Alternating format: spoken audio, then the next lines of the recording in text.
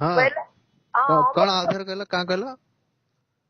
ଦେବତା ମାନେ ଖାଉଥିଲେ, ଅସୁର ମାନେ ଖାଉଥିଲେ ଲାଇନ ବାନ୍ଧିକିରି। ହଁ ଆଉ ଏଇ ଯୋଉ ସମୁଦ୍ରରୁ ଅମୃତ ମାଠିଆ ବାହାରିଥିଲା। ହଁ କହିଲେ ଭଗବାନ କନ୍ୟା ରୂପ ଧରିକିରି, ଯୁବତୀ ରୂପ ଧରିକିରି ଅମୃତ ପରଷୁଥିଲେ। ହଁ ବେଲେ ଦେବତା ମାନଙ୍କୁ ନାଇଁ ପରସନ, ଏ ଦେବତା ମାନଙ୍କୁ ଅମୃତ ଦେବେ, ହଁ ଅସୁରକୁ ପିଠି କରିକିରି ଅଙ୍ଗ ଭଙ୍ଗି ଦେଖେଇକିରି ବୁଝେଇ ଦଉଥିଲେ। ହଁ ଆଉ ଦେବତା ମାନଙ୍କର ଭିତରେ ରାହୁ କଣ କଲା, ଦେବତା ରୂପ ଧରିକିରି ବସି ପଡିଲା। ଆଉ କେତୁ କଣ କଲା?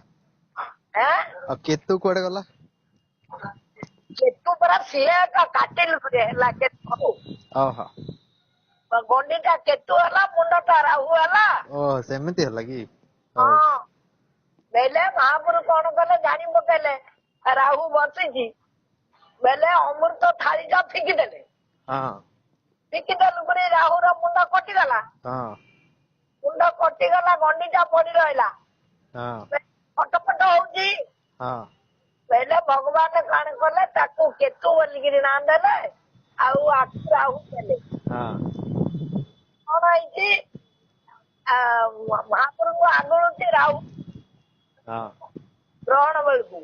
ହଁ କଣ କହିଲେ ପାଇଁ, କଣ ଦୁଶ୍ମନୀ ଥିଲା କି? ହଁ କଣ ଦୁଶ୍ମନୀ ଥିଲା? ଦୁଶ୍ମନ ନାଇଁ ହେଲା, ସମୁଦ୍ର ମନ୍ଥିଲା ବେଳକୁ ଦେବତା ମାନେ ସବୁ ଧନ ନେଇଗଲେ, ଅସୁର ମାନଙ୍କୁ ଖାଲି ଲାଞ୍ଜ ଟା ଧରିବାକୁ କହିଦେଲେ। ହଁ ସେଟା ତ ଭଗବାନ ମାନଙ୍କର ଦୋଷ ହେଲା। ଓହଁ ଚନ୍ଦ୍ରକୁ କଣ ପାଇଁ ଖାଉଛି? ଚନ୍ଦ୍ରକୁ ହଁ ସୂର୍ଯ୍ୟକୁ କଣ ପାଇଁ ଖାଉଛି? ଏଁ ସେ ଯାଇକି ବିଷ୍ଣୁକୁ ଶିବକୁ କାହାକୁ କାହାକୁ ଖାଉନି, ଚନ୍ଦ୍ର ଆଉ ସୂର୍ଯ୍ୟକୁ କଣ ପାଇଁ ଖାଉଛି? ଚନ୍ଦ୍ର ସୂର୍ଯ୍ୟ ତମର ସୂର୍ଯ୍ୟ କରୁଛନ୍ତି ନା ମହାପ୍ରଭୁ। ସୂର୍ଯ୍ୟକୁ ରାହୁକୁ ଏକା ସେ ରାଗିକିରି ଆଗଳୁଥୁଲା ଗିଳିବାକୁ। ହଁ ଚନ୍ଦ୍ର ସୂର୍ଯ୍ୟକୁ ବେଲେ ସେଇଟା କଟିଗଲା ଯେତେବେଳେ, ସିଏ ତୁଣ୍ଡ ବାଟେ ଗିଳି ଦଉଛି, ତାର ଶଙ୍ଖି ବାଟେ ପଳଉଛନ୍ତି। ହଁ ଚନ୍ଦ୍ର ସୂର୍ଯ୍ୟ ମରୁନାହାନ୍ତି। ଓହୋ କେତୁ ରହିଲା ଦଶା ରୂପରେ, ତାମାନେ ମଣିଷର ଖରାପ ଦଶା ପଡିଲେ କେତୁ ଆଉ ସବୁଠୁ ହେଇଛି ଆଉ। ହଁ ହଁ ବୋଇଲେ ତାଙ୍କେ ଖାଲି କେତୁ ରାହୁ ଆଗୁଳୁଛନ୍ତି ମହାପ୍ରଭୁ। ଆଗୁଳିଲେ ରାହୁ ଗିଳି ଦଉଛି, ଇଆଡେ ବାହାରି ପଡୁଛି। ହଁ ହଁ ଆଉ ଆଉ ଗ୍ରହଣ ଟାଇମ ରେ ଆଉ କଣ କଣ କରିବାର ନାହିଁ?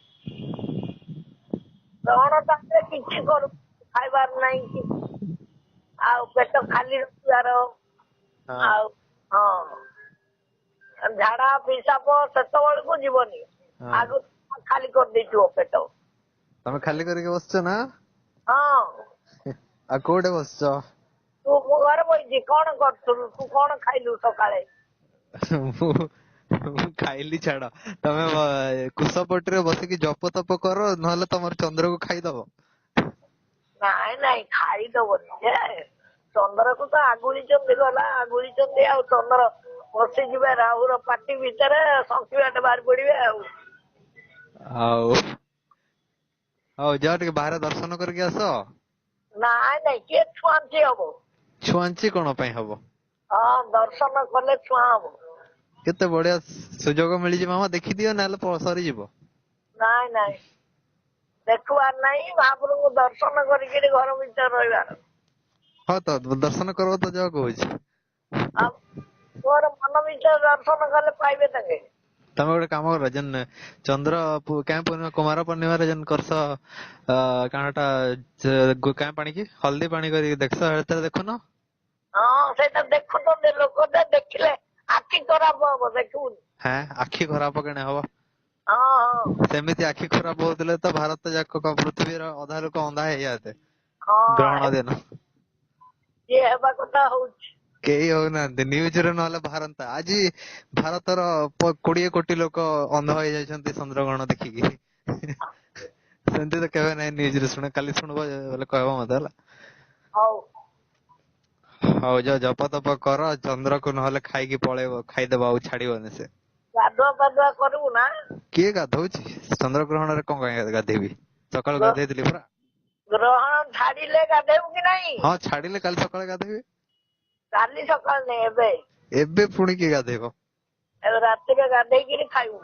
ମୁଁ ତ ଗାଧବାକେ କହିବ ସବୁ ତାର ତୁମର ତ ଗଦି କେବେ ଧୋଇବା ଏକ କଥା ମତେ ଲାଗୁଛି। ମୋର ତ ମୁଁ ଦିନ ଆଜି ଗାଧେଇନି ରାତିରେ। ଗାଧେଇନ ତମେ? ନା। ଏ ହେ କେଡେ ଅପରିଚ୍ଛନ୍ନିଆ ଲୋକ ତମେ। ହଁ। ହଉ ଦେହ ପୁରା ଭଲ ହେଇଗଲା ନା ବୋଧେ ତମର ନାଇଁ? ନାଇଁ ମୋର ଦେହ ଭଲ ନାହିଁ, ଶୀତର କରୁଛି ଆଉ ଯାକ ଖଟରେ ଶୋଇଛି। ଓହୋ ଏପଟେ ଶୀତ ପୁରା ଛାଡିଗଲାଣି, ସେପଟେ ଶୀତ ବହୁତ ହଉଛି ନା? ଛାଡିଲାନି ଯେ ମତେ ତ ଶୀତ ଲାଗୁଛି ଆଉ। ହଉ ଆଉ ହପ୍ତେ 2 ହପ୍ତାରେ ପୁରା ଗରମ ହବା ଦେଖ। ହଁ ଆଉ ମାସରେ କୁଲର ଲଗେଇକି ବସିଥିବ।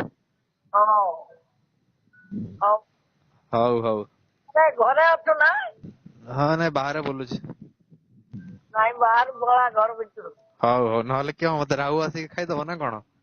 ନାଇଁ ନାଇଁ ଖାଇବନି ଯେ ତା ଛାଇ ପଡିଲେ ଦୋଷ।